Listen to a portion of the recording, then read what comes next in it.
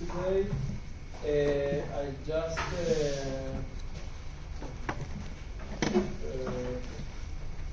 showed you that I put submission boxes, okay?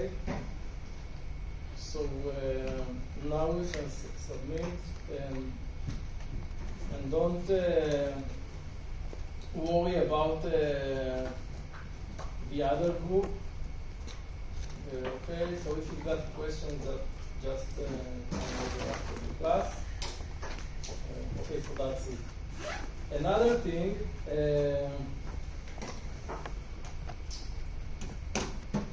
opposed to the case of Alice and Bob here, when Alice can leak information from file A to file B, in the case of Bell LaPadula, there is no way to do such a thing, okay? There is no way, no option.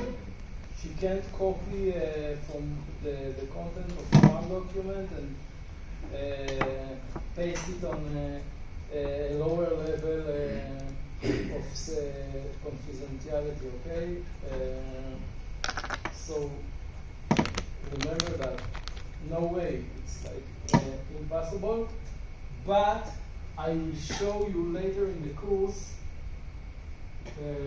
highly sophisticated ways to leak information also in systems similar to that, okay? Because I told you there is no way implementation, it's not practical of Bell LaPadula, but systems which are similar to this system, there are still sophisticated ways to leak information, okay? And you will see it later in the course. Okay, so we stop here. So we had Bell LaPadula, which guarantees confidentiality.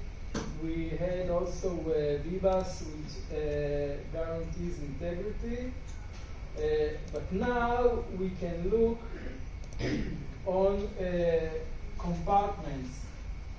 Why is that? Why do we need compartments? So we can get both Organization. models. Okay, what in the organization? As in different types of information don't have to be compiled together. We want to be able to understand. If I'm looking specifically for names, I'll look for names. I don't want to see numbers and emails, things like that.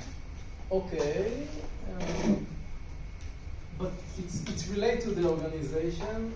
Let's say in the organization we've got different departments, right?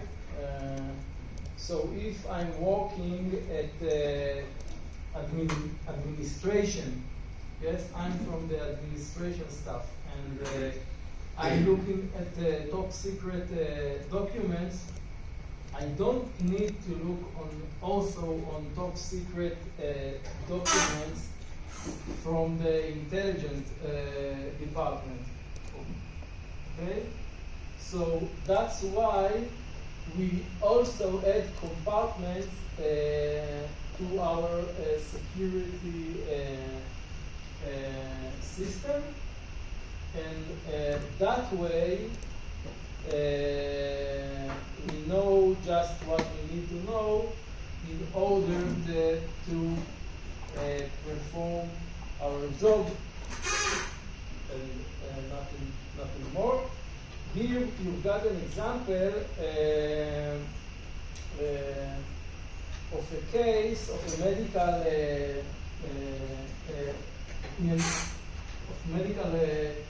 organization where pharmacists they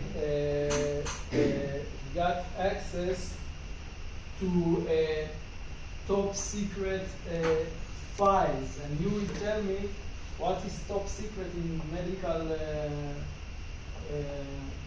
institute. What is it called? User information. Okay, medical user information, and why it is so sensitive. It's personal. It is personal, right? So if someone got HIV, you don't want the rest of the world to know about his disease, so you want to keep it in secret. And the problem they had is that when you want to give a medicine to someone with a specific disease, there is a problem. What is the problem? Let's say I'm in the pharmacy and I want to give a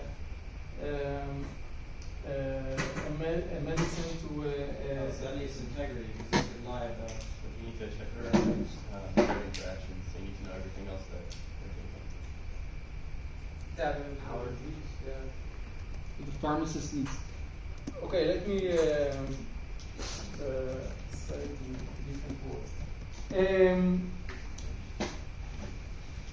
I want to give the medicine, but his illness is classified, right? So I don't know what is the illness. I just know that this is the medicine.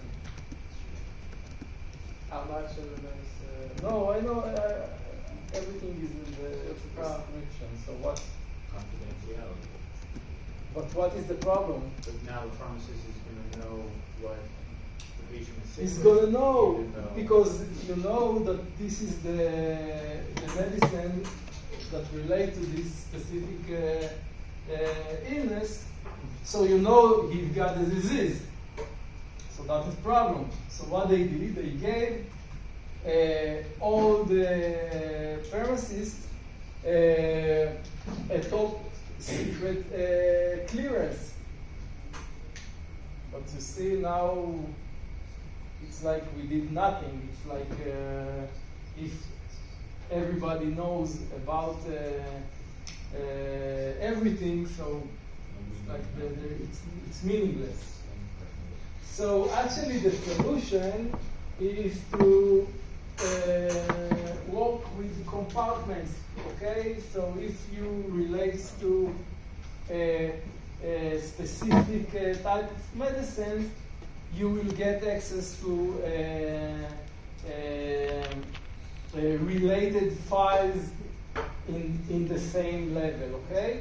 So that's the idea and an example of compartments. And now we are getting back, and it is the last slide, we are getting back to SC Linux or SC Android. It's also cellular phones use the same OS. And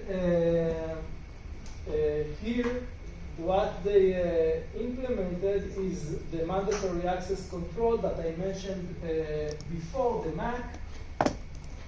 And you can see here, we've got processes, we've got the ideas of the processes, we've got the users, and we've got the name of the platform and where it stays. And you can see here, I think the fifth one, it's untrusted app. Okay, so if I'm downloading an app from the store, it's going to be classified as untrusted, and of course it's going to be limited. And the platform app, it's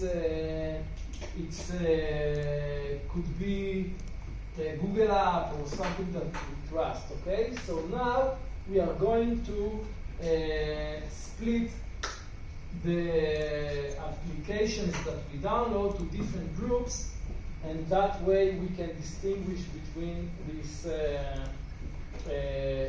processes, and also we can say for each application which are the files that it can write, whatever execute, and so on. So we've got the application, we've got and they are all labeled, and we've got the files that this application relates to, and the limitations, yes, the restrictions that we have on this application, and everything is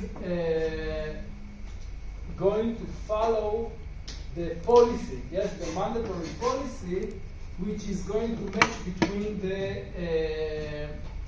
applications and the files. And if, let's say, we've got a malicious application, instead of getting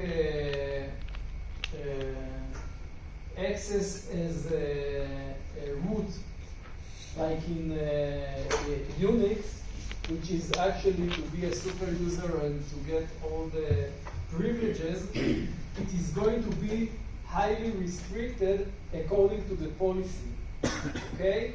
So that way, there is no way that an untrusted application will touch or harm kernel files, okay, or OS files.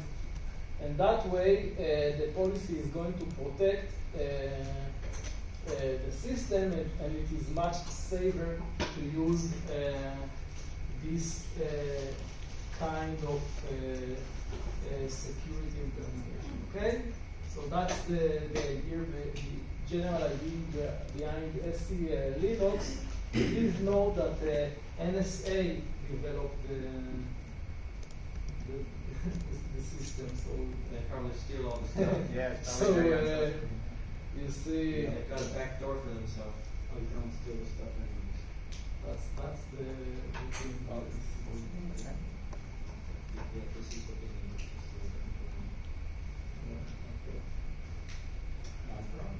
Okay, guys, so that's it for today.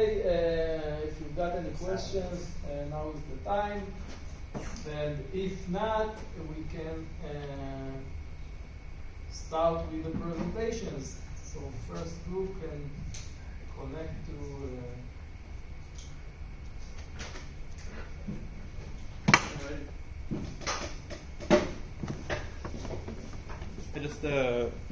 I might need some technical help with the. I think you need to connect. I don't think we can log on to us. You can pull the HDMI. Or you can send You him. can take the display cable out of the. You can, it's locked. Or you can send him though. We have to. You can send him. Zoom. Zoom, yeah, Zoom. I can bring I have an VPN HDMI cable. That's a great. Yeah, but if it's locked, then you can't take it off on the monitor. No, but there's probably a port. Yeah, but the port. Why can't you just send the picture? Well, I have the presentation, but also like the demonstration is on the computer. Send the picture of the presentation and the demonstration on your computer. Okay, so No, the first time. Yeah.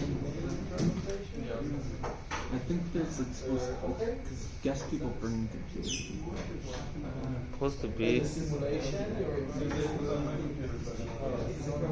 It's gonna be bad for us because our demonstration is gonna be Yeah, just get only working. we do some share screen.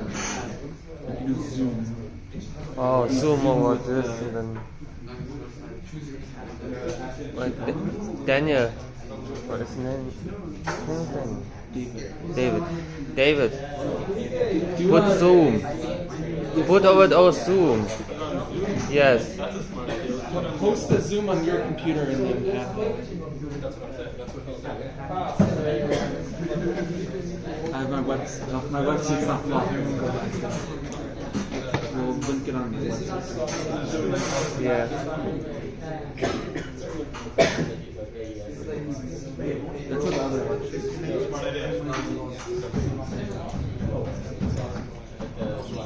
and then you can record it.